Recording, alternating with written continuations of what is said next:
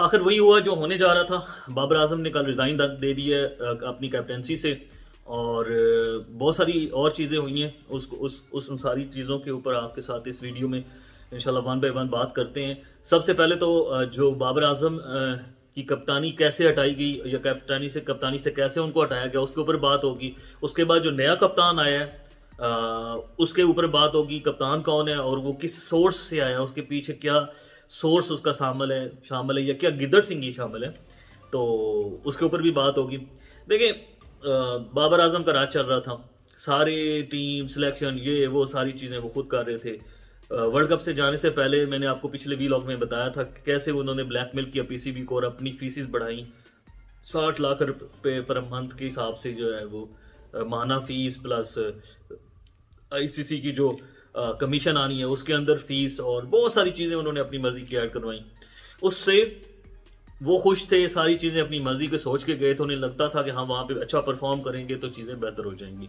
लेकिन मैं आपको एक छोटी सी बात बताऊं कि जब आप मेरिट पे चीज़ें नहीं करते होते तो वो सारे का सारा बवाल आप पे के ऊपर गिरना। अगर बाबर आजम अच्छी टीम सेलेक्ट करता, अच्छा अच्छा अपने आप को ग्रूम करके अच्छा कप्तान बन साबित करता, अच्छे बेस्ट रिसोर्सेज पाकिस्तान से लेकर जाता, वाइट बॉल का जो है स्टार्ट के ओवरों का पहले 10 ओवरों का जो नए बॉल का जो बॉलर है वो प्रॉपर लेकर जाता नसीम शाह की जगह पे, तो शायद हालात कुछ और होते, कुछ ना कुछ उसकी इज्जत रह जाती। लेकिन ये होना ही था। जब आप किसी को ऑफेंसिव करते हैं, ये बेसिकली पीसीबी का रिएक्शन था, लेकिन इसके पीछे गैमलिंग भी हुई है।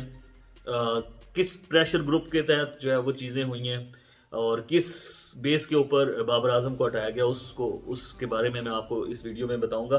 देखिए बाबर आजम के साथ जो है वो पीसीबी ये डिसाइड कर चुका था कि वाइट बॉल के अंदर उनको जो है ना वो कप्तान नहीं रखना मजीद, मतलब उसमें वाइट बॉल के अंदर T20 और जो वनडे के अंदर जो है ना 50 ओवर में बाबर आजम को बता दिया गया था कि हम आपको इस कैप्टनसी से हटा रहे हैं। लेकिन पीसीबी की ये ख्वाहिश ज़रूर थी कि रेड बॉल के अंदर जो है वो बाबर आजम अपनी कप्तानी जारी रखें और आगे जो ऑस्ट्रेलिया की सीरीज़ आ रही है उसके अंदर पाकिस्तान को वो लीड करें।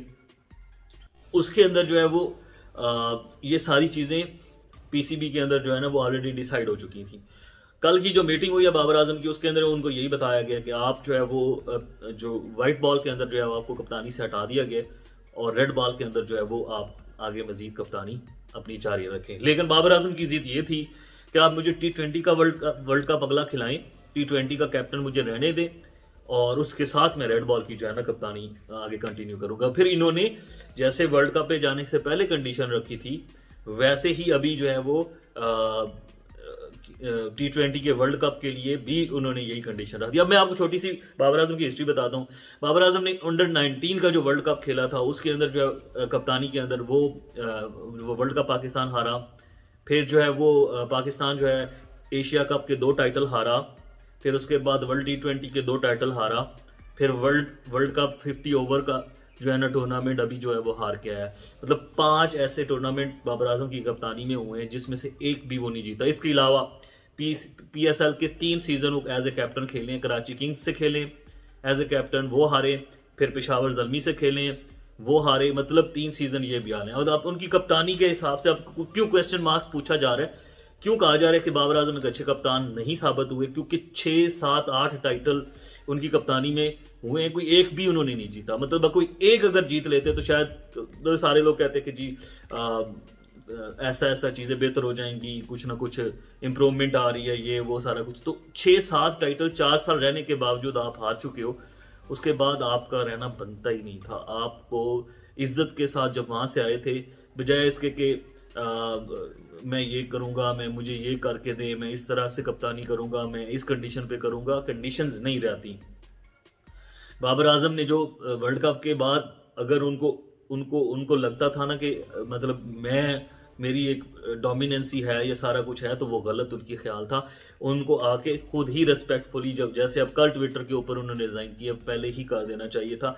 उसकी रीज़न ये थी कि उन्होंने अपने आप को उस लेवल पे जाके ऑफेंसिव कर लिया था पीसीबी के साथ, जिसके बाद उनका आगे कैप्टन रहना बनता ही नहीं था। फिर उसके अलावा लॉबिंग भी है कुछ, इनसाइड लॉबिंग में, मतलब मैं आपको बताता चलूँ, लॉबिंग के अंदर जो अभी नए कैप्टन बने हैं इसके रेड बॉल के शान मसूद, उनके जो फादर हैं वो डायरेक्टर रह चुके हैं पीसीबी के, इससे पहले डायरेक्टर रह चुके हैं। वो वेल नोन पर्सनैलिटी हैं, बिजनेसमैन हैं, काफ़ी पैसे वाले हैं, प्लस उनका एक रेफरेंस बहुत स्ट्रॉन्ग है।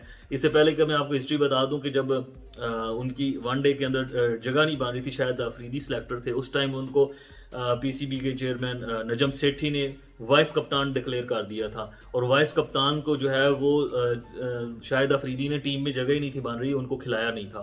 तो आप सोचें, मुझे ये बताएं कि कैसे कप्तान वो बन रहे हैं। मतलब पिछली दफ़ा मैंने खुद शायद अफरीदी की जो है स्टेटमेंट सुनी थी कि उन्होंने चेयरमैन को, पीसीबी को मना कर दिया था कि मैं उनको वाइस कैप्टन नहीं मानता और मैं इनको अपनी टीम में नहीं रखूँगा। लेकिन पीसीबी के पास अख्तियार था कि हम इसको कैप्टन जो है वो बना चुके हैं, तो वो उनका सवाबदीदी इख्तियार था, उन्होंने बना दिया, लेकिन वो खेल नहीं पाए।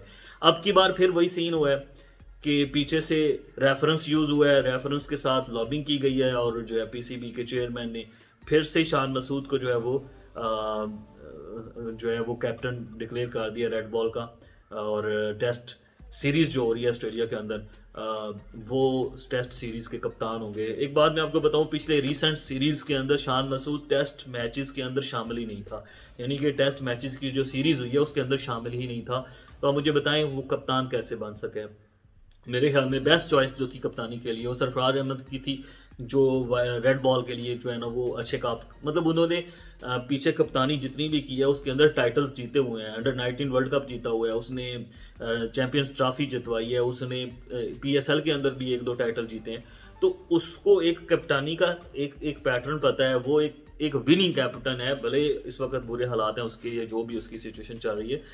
शान मसूद को कप्तान बनाना ये बहुत बड़ा मतलब गैम्बल हुआ है, बहुत बड़ी एक साजिश हुई है जिसके तहत वो कप्तान बने हैं, और उसी साजिश का हिस्सा बाबर आजम भी शिकार हुए हैं उसका, और बाकी सारा सिस्टम हुआ है। तो पाकिस्तान के अंदर यही सिस्टम चलता आ रहा है, आगे भी देखो क्या हिसाब होता है क्या नहीं होता।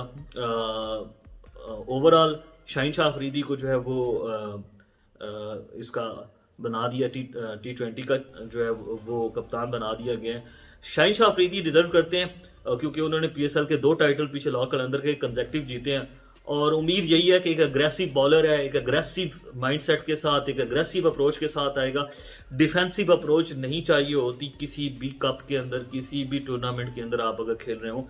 एज ए कैप्टन आपको अग्रेसिव अप्रोच, आपको फील्ड सेट बड़ी अग्रेसिव करनी पड़ती है, आपको स्लिप्स लगानी पड़ती हैं।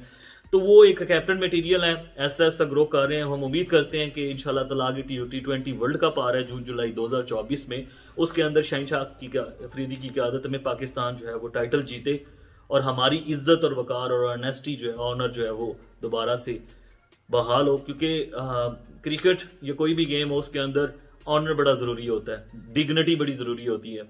एज ए पाकिस्तानी हमें एक प्राउड फील करना चाहिए, हमें एक प्राउड फील होना चाहिए जब हम खेल रहे हों, हमारे खिलाड़ी खेल रहे हों।